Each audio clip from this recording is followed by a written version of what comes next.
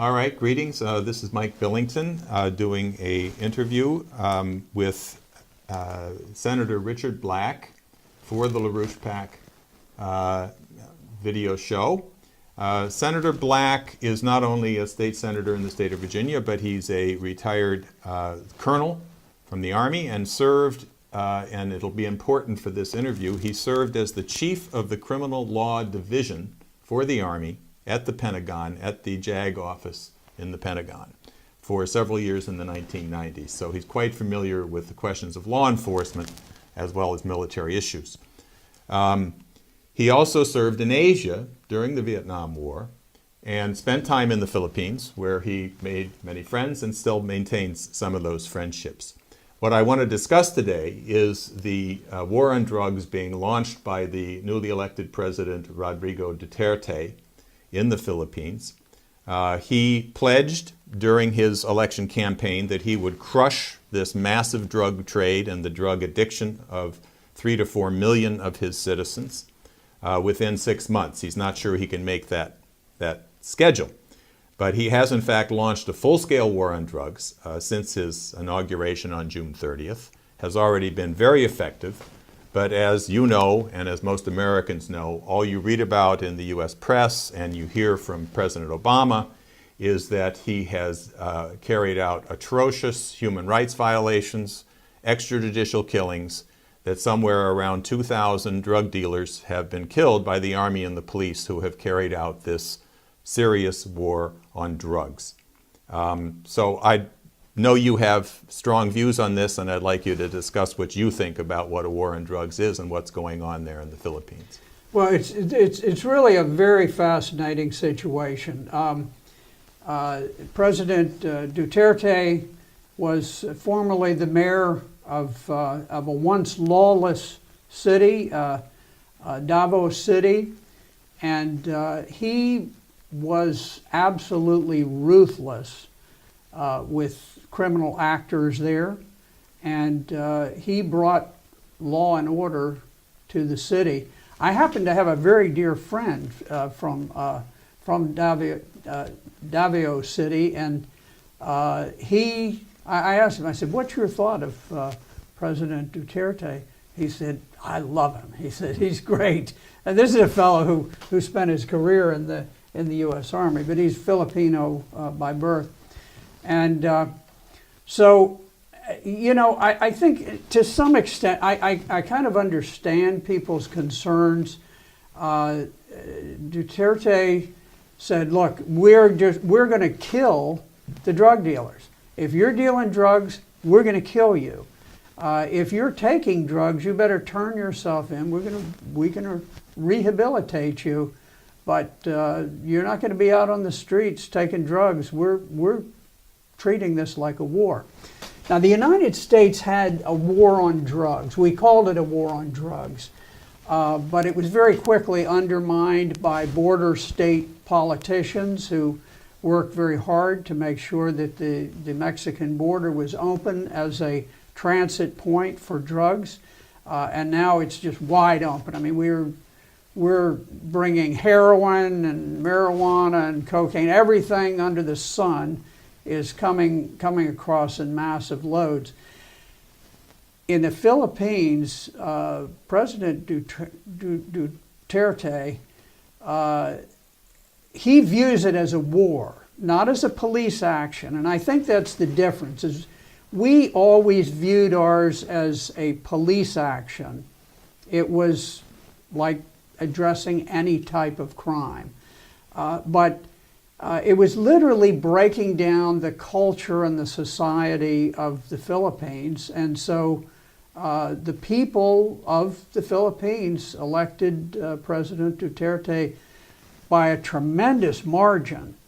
And they wanted law and order, and he gave it to them. Now, they're 4 months into the war on drugs, and estimates are somewhere around 2,500 drug dealers have died in the process. But he announced just the other day, I think yesterday, that there are very few drugs on the street, and I take him at his word. I think he's right and honest about that. One thing that we need to understand, every country and every culture is different.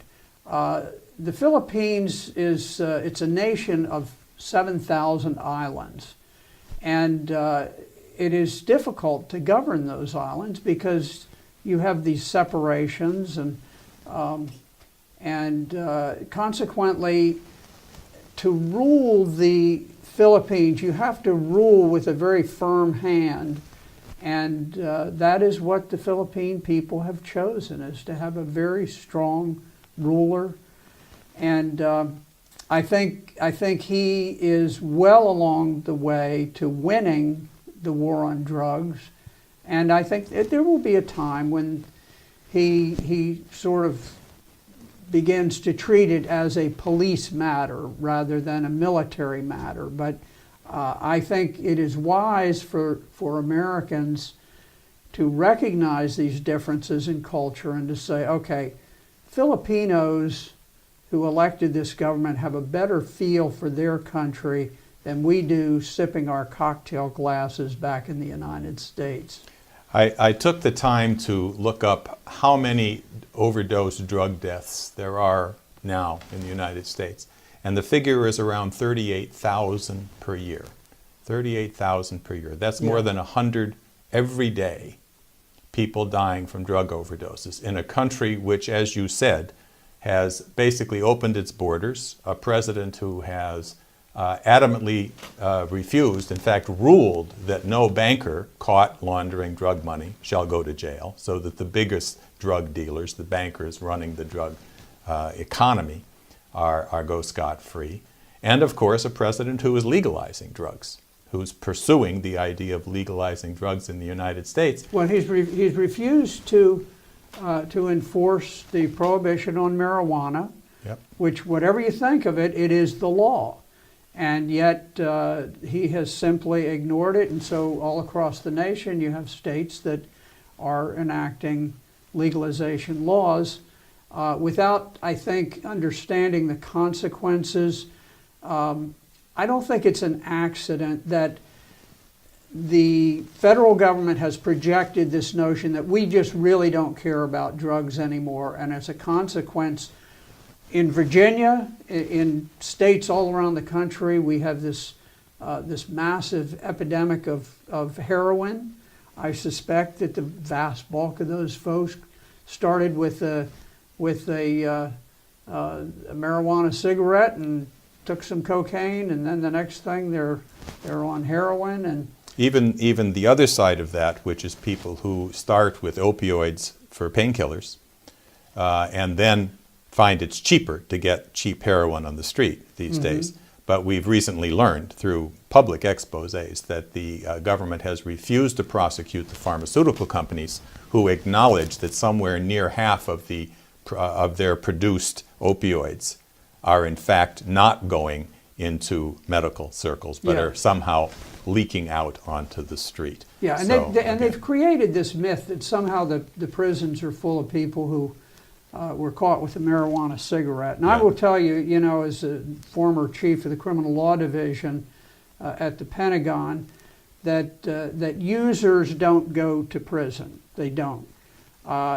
What you have is major dealers who go to prison, and often the reason that a dealer is in prison is because he was investigated for having 2 pounds of marijuana and suspected strongly of having murdered somebody else, and they plea deal it, and so he's in there ostensibly for drugs, but in fact for things that are much more serious. To go back to the Philippines for a moment, as you know, President Duterte has recently had a trip to China, a very successful trip to China, even though this brought great consternation in the White House and other places in the United States. And as a result of that, the Chinese, since there's clearly not going to be a conflict in the South China Sea with the Philippines, are doing in the Philippines what they've been offering to do and are doing in all other countries in Southeast Asia, and in fact all other countries in South America and Africa for that matter, which is that they're offering to carry out real development. They're going to be building railroads, water projects. They've already built a drug rehabilitation center, which is already beginning to service the tens of thousands, hundreds of thousands of young users who are seeing the light and turning themselves in, not to be jailed, but to be rehabilitated in these centers. So this process of reestablishing the Philippines' role in China's New Silk Road development perspective for the world, the win-win approach to the world, is again treated as somehow a threat to the United States. But how do you see this new relationship? Well, you know, I think the United States needed to handle the situation with President Duterte in a more sensitive fashion. We went at it with a bludgeon, and we began making accusations and things of this sort. And as a consequence, the Chinese went in. They offered assistance so that they could rehabilitate people and so forth. And the next thing, the Philippines, which has been a long-time ally of the United States, and frankly very popular with the Philippine people to this day. The president said, look, you know, I'm with the Chinese. The Chinese are offering me assistance, and all you offer me is condemnation. I think we could have handled it better. We you know, I can understand where we might have criticized some of the methodology, but I don't think we needed to be on our bullhorn telling the Philippines how to conduct its affairs. Now, in addition, we've followed up, because we're always, you know, we always have to use the hammer on other countries, and we had planned on giving them 26,000 rifles, and we said, we're going to block that now. You've really offended us. And so Duterte has said, fine, I'll go to Russia. Russia's going to give them to me. I'm sure they will. And so the Philippines has been it's been an important ally of ours in the area, and they have the finest ports in the world. Of all nations, they have the finest ports. And so they have great strategic significance. And we have not approached that with sufficient consideration to the importance of it and the need to say, okay, this is somewhat vital to us, and we need to tone down our rhetoric. But I think we've made some significant mistakes, and we've got some real patching up to do if we want to maintain a relationship with the Philippines. I think what many Filipinos are now coming to recognize is that when the Ferdinand Marcos government was overthrown, largely through direct U.S. intervention by George Shultz, Paul Wolfowitz, and others in 1986, declared to be a dictator and so forth, he, like Assad in Syria, that you've made the point over and over, it was tremendously popular in the country, but there was a group that was rallied against him, and they succeeded in removing him. But with removing him from office, all of what he had brought to the Philippines, a industrialization program, rice self-sufficiency, the building of the first nuclear power plant in Southeast Asia, health facilities, not only for the Philippines, but for all of Southeast Asia, all of that has been shut down. And the Philippines, that was once looked at as the most promising developing country in Southeast Asia, has now become the basket case with tremendous poverty, which President Duterte has always pointed to the fact that you have 30 to 40% poverty and even hunger across the Philippines. So in all this time of the U.S. development and U.S. friendship and U.S. aid, all we were willing to do was invest in mines to take out their raw materials, or to use their young people in call centers to serve Americans with their banking or computer problems, but no industry, no infrastructure. And now the Philippine people see an opening, an opportunity for that. And I think what President Duterte said to his business people should be listened to, as you're saying, by the United States, which was, well, why doesn't the United States make us the same offers that the Chinese are offering us? And then we'd be glad to take them. Don't you think? Well, we have bonds with the Philippines that are not going to break easily. There are a tremendous number of Filipinos in this country, and they have relations. They tend to be very loyal, patriotic Americans.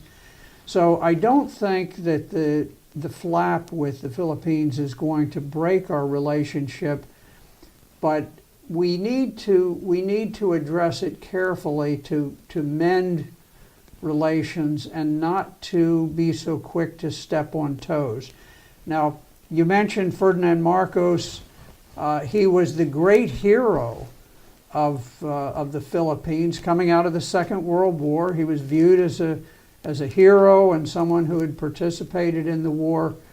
And then, for whatever reason, we decided we didn't want him anymore. And this is a story that repeats itself from the United States State Department time after time after time. And of course, the State Department and the CIA are integral parts of the same organization for all practical purposes.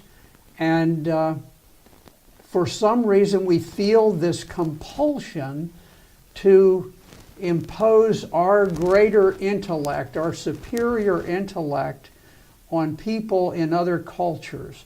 And I will tell you that no one in New York understands the culture of Virginia, let alone understanding, the culture of the Philippines. I've spent time there, and I find it a fascinating place. I've actually been shot at very near to where President Duterte grew up by the Moro guerrillas. And, there's this tremendous complexity, 7,000 islands. We need a State Department that moves back from this idea of regime change. Every disaster to American foreign policy in the last 20 years has resulted from an American move towards regime change. And it would be a shame, I think, to lose our alliance with the Philippines. I don't think we need to make them the battering ram in some sort of conflict with China, but I think we need to maintain good relations with them. And I'm confident we can do it. And I think if we have a change of regime in the State Department, that's where we need a regime change. If we have that, I have every confidence that we could get someone who had a sensitivity to the feelings of the Philippine people and their culture, and we can bind these wounds, and I think we can have good relations in the future, and I think we should do that. Well, thank you very much. I think that's a message that will be received well in the Philippines, as well as hopefully in the United States. So thank you. I encourage you all to stay in touch with us. We can send out updates from the LaRouche PAC if you click on the message there on your screen, and keep watching. We'll thank you for Senator Black for a very interesting discussion, and we'll see you another time. Thank you very much. Thank you.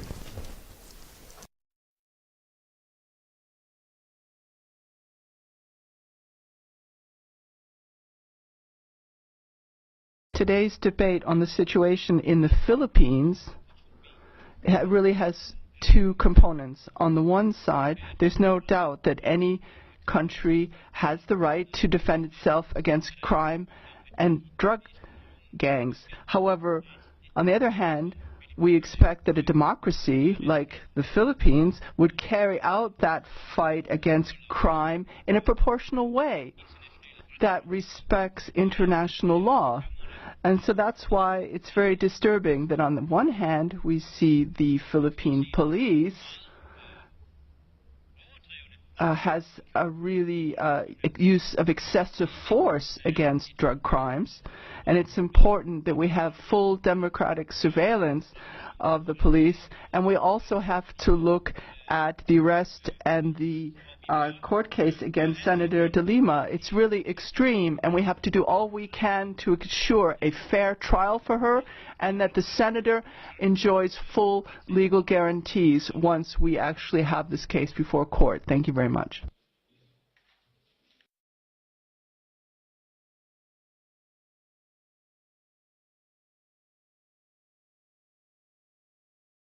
Next, Dziękuję.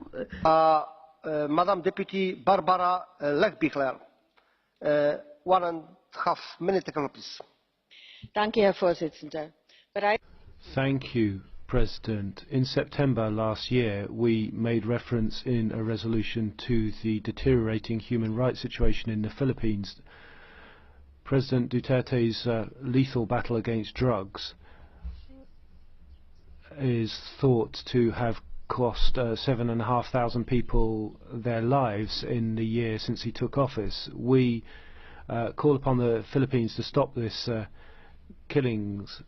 The police and the newly established military must respect by international legal standards in their campaigns. And today our call remains. It's not just a question of extrajudicial killings, but also torture and the disappearance of people that must be investigated straight away, and those responsible must be brought before courts. Critics of President Duterte fear arbitrary arrests. They should be secure from that. In 2007, the Philippines took an important step for the country and the region in abolishing the death penalty, and now the draft bill calls for a reintroduction of the death penalty, and that's just been approved by the House of Representatives.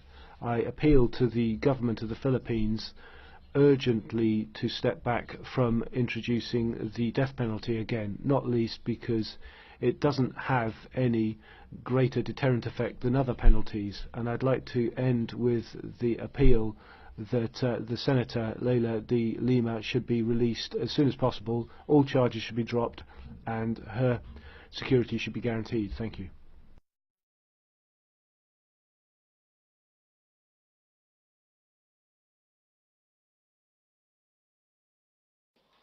Por favor.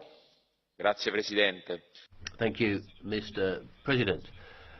It's not all that long since we've had a resolution on the Philippines, but unfortunately no progress has happened in the interim. The war on drugs declared by President Duterte has caused more than 7,500 civil population victims. The government is basically allowing people to be killed, and it's not just drug traffickers, of course, but children and completely innocent people. The effects of this pitiless campaign are destroying entire families. The war on drugs is becoming a civil war. The only difference is that the people are terrified at the slaughter and are totally unable to respond. Using the war on drugs as an excuse, the government is now trying to jail and punish people who oppose it. We can see this in the trial of Senator De Lima, who has criticised the president in the past when he was mayor of Davao. We do hope the European Union responds strongly here. We can't allow these murders to carry on unchecked. Thank you.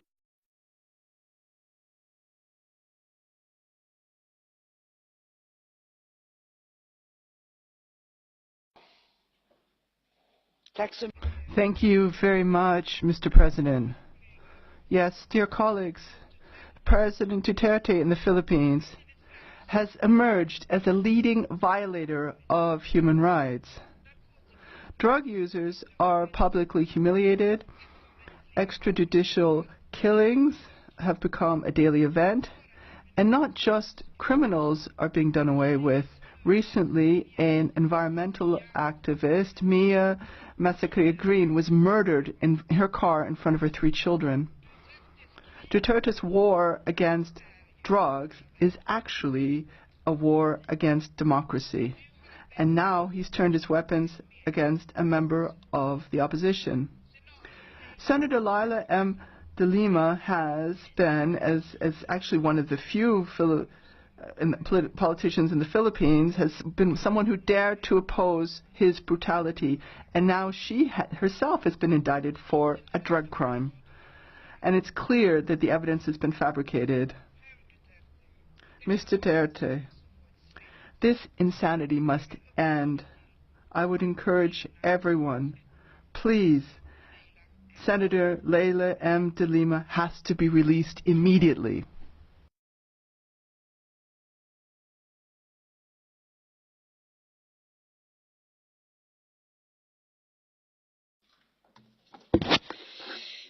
Monsieur le Président. Effectivement. Thank you, President. The situation indeed has not stopped getting worse in the Philippines. The war on drugs launched by President Duterte from when he took power in June 2016 has caused 7,000 plus deaths, above all in poor areas. Mr. Duterte wants to pursue the policy he had as mayor of Davao City, which Mrs. de Lima rightly condemned.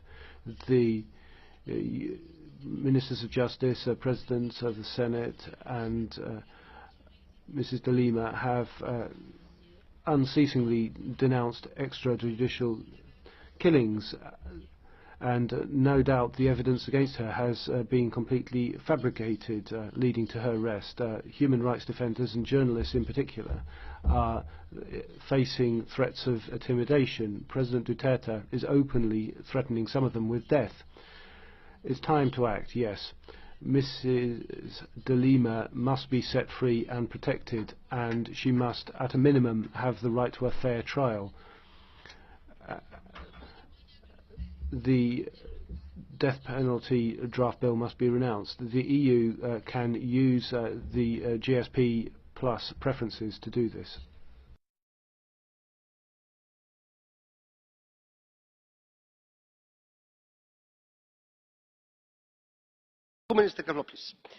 Thank you, Mr. President.